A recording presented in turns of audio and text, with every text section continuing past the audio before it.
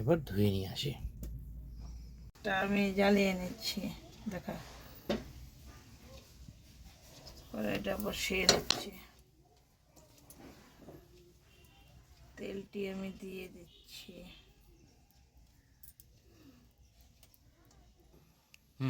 তেলটা গরম হয়ে এসছে, জিরেটা আমি দিয়ে দিচ্ছি।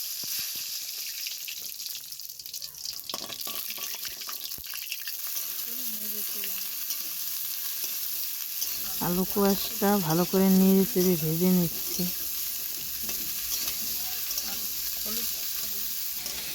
আলু আলু কোয়াশ ভাজা হয়ে আসছে, এখন দিব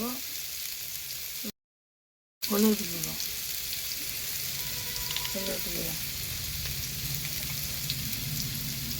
জিরে গুঁড়ো, স্বাদ মতো নুন,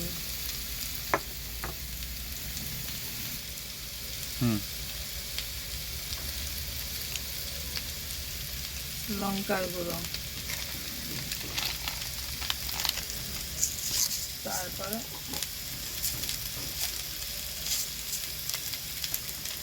বেশি বড় হয়ে গেছে, এবার স্বাদ মতো চিনি।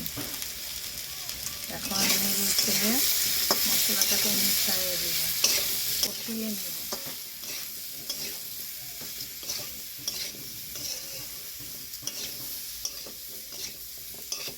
একটু বন্ধ করা, ভাজা হয়ে গেল, মশলা দিয়ে কষাকষি সব শেষ।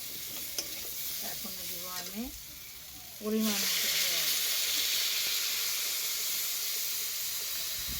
অল্পই লাগবে, ভেজে নিয়েছি তো।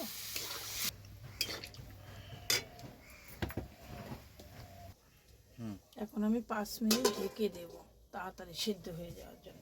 তরকারিটা হয়ে গেছে,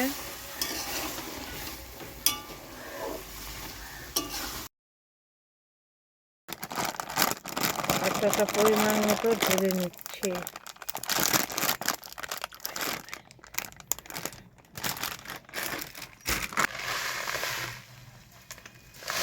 চিমচা দিয়ে দিচ্ছি, স্বাদ মতন লবণ দিচ্ছি,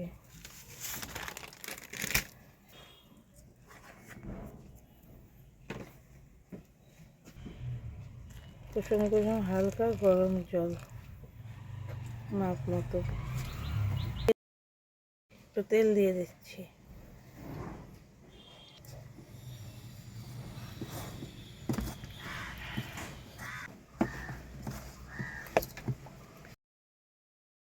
আটার মুন্ডু হয়ে গেছে, এখন ছোট ছোট গুলি করে নেব।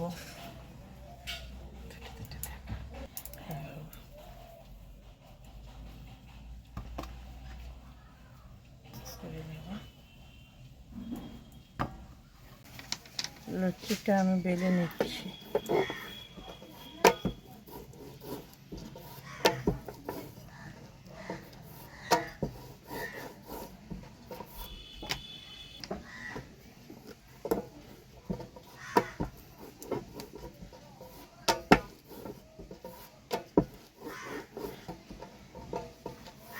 এইভাবে আমি একে একে সব লুচি বেলে নিব। কড়াই গরম হয়ে গেছে, তেলটা আমি ঢেলে দিচ্ছি। লুচি বলতে না একটু তেল বেশি লাগে, তাহলে ফুলকো ফুলকো হয় না। ঠিক আছে, ঠিক।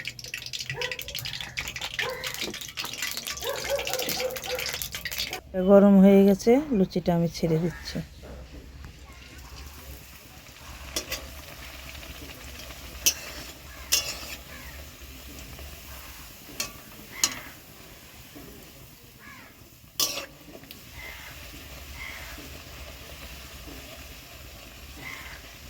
দেখুন কি ফুলকো ফুলকি লুচি হচ্ছে। একটু তেল বেশি করে দিলে না লুচিগুলো ভালো ফুলবে।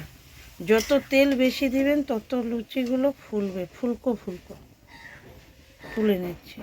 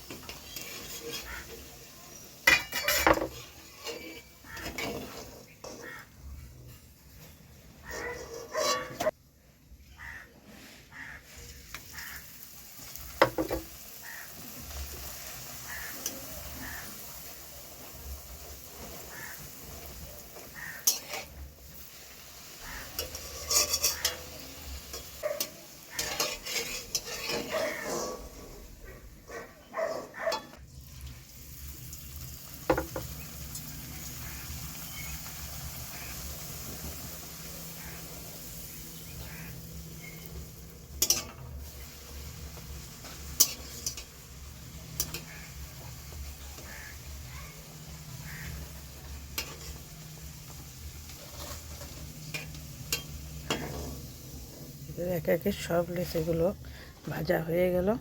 এখন আমি পরিবেশন করব।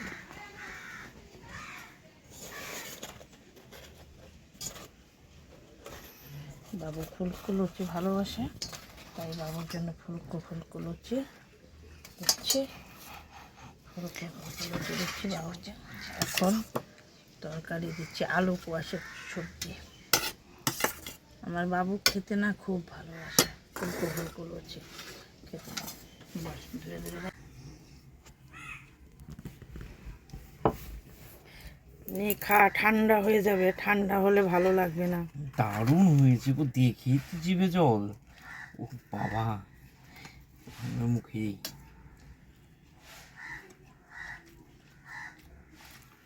বাহ, দারুণ হয়েছে, অসাধারণ তরকারিটা দারুণ হয়েছে মা।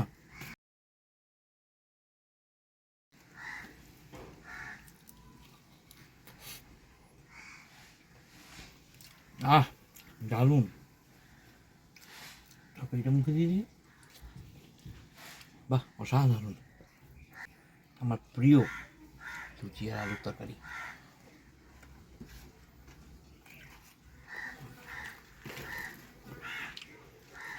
এর জন্যই তো করেছি ফুলকো ফুলকো লুচি আর আলু, অসংখ্য ধন্যবাদ মা। আলুর কোয়াশের তরকারি। আলু কোয়াশের তরকারি দিয়ে ও লুচি ফুলকো ফুলকো লুচি খুব ভালোবাসে।